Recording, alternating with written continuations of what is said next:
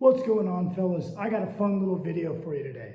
Usually on this channel, I like to try to give you guys like nuanced breakdowns of how we can view our training through different lenses, kind of how to break down and find a balance between the research that's out there, anecdotal experience, bro wisdom, and what you observe to be working for yourself. I like to just kind of give general frameworks rather than just tell you to do X, Y, or Z. Today, not so much.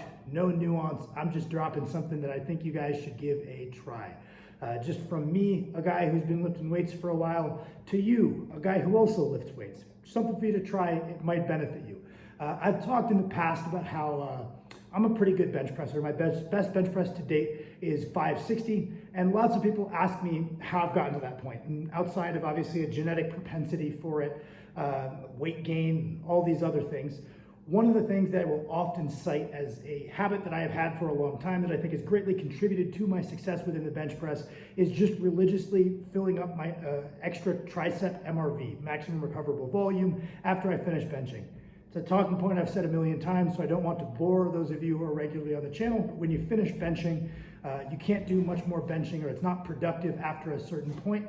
Usually it's because your pecs can't recover from any more benching. Your triceps hypothetically could. So then taking the time to do tricep isolation motions to fill up that additional training volume is something that is a good habit to have to progress your bench press. So I talked about when you finish benching, do some triceps. I have done that 3 days a week for 8 or 9 years, and I do think it has bolstered the results that I have seen in the bench press. And specifically what I'm going to recommend is just a quick little workout you can throw after you do your benching. Let's say you hit some bench press, your pecs are pretty fried, you couldn't do much more flat pressing, or maybe you did bench and some dumbbell bench, but the pecs are pretty fried, we're not doing much more. Maybe we did some pull downs or some rows for some antagonistic work for the upper back. And maybe we did some overhead press, so we got some strength in the vertical plane. But we want to check off the triceps. Our triceps could recover from more volume than what we've done so far. They would likely benefit from a bit more volume. How do we fill that up? Simple workout. All you do, go over to a cable machine. You either use a single rope or a double rope, so effectively pulling each rope to the end so you have a longer rope. And you are going to do 3 to 4 sets of tricep rope press downs. And we are going to do these 3 to 4 sets in the 8 to 12 rep range. There's nothing magical about the 8 to 12 range. The research kind of tells us that anything over 6-ish reps, as long as the proximity to failure is the same, so it's either 1 rep away or it's failure or it's 2 reps away, we're gonna get about the same amount of growth. 8 to 12 falls within that 6 to 30 range, and it's just a practical rep scheme to achieve a proximity to failure. And we're going to take this 3 to 4 sets of 8 to 15 reps.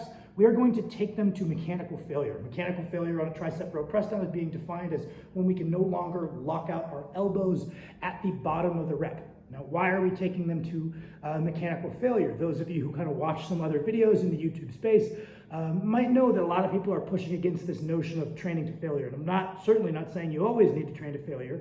And the reason people push against training to failure is because there's good research to suggest that the final reps of a set are more fatiguing than they are stimulatory. So let's say we go to 1 or 2 reps in reserve. We've gotten most of the potential growth already from that set, and finishing the final 1 or 2 reps is going to offer us more fatigue than it does potential for growth.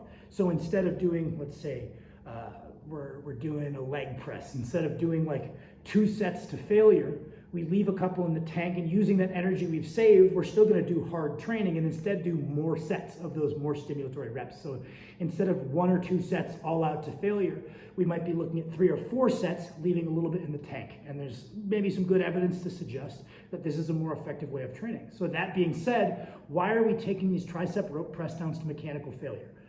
Point 1, I don't think that a tricep rope press down to mechanical failure is all that systemically taxing. If that's really wrecking you and messing with the quality of your next day's training, you had some work capacity issues that you need to build up. So I don't think that the systemic fatigue accrued from tricep press downs is as worrisome. And 2, because most people are not all that accurate with assessing their proximity to failure. If I tell someone, let's say 2 reps in reserve, I would say a lot of people are going to leave more than 2 and they wouldn't know otherwise.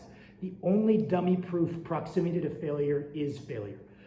As you get more experienced as a lifter, you're going to be able to accurately calibrate a 1, 2, 3 RIR, but the vast majority of us, myself included, are idiots.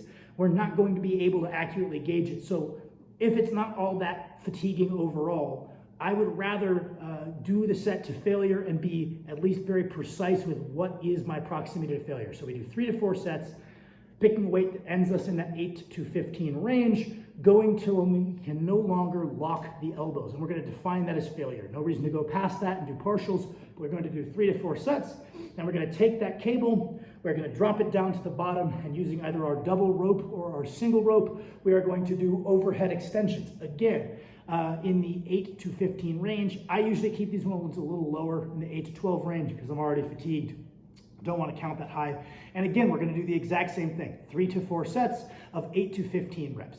If you go through this, it is somewhere between 6 and 8 sets. I promise you, if every set was taken to, okay, I can't lock my elbow anymore, that is failure. Your triceps are going to be absolutely smoked. You can get through this in, honestly, maybe no more than 10, 15 minutes at the end of your workout, and you can say, okay, shit, I finished up all my benching, I've done my benching, like I've done my antagonistic pulling. My job now was to check off my triceps. Those motherfuckers are checked off now. So that was my thing for you to try. I'm gonna give this video some shitty, stupid title that I think is funny, and we're gonna rock and roll with it. Thank you for watching.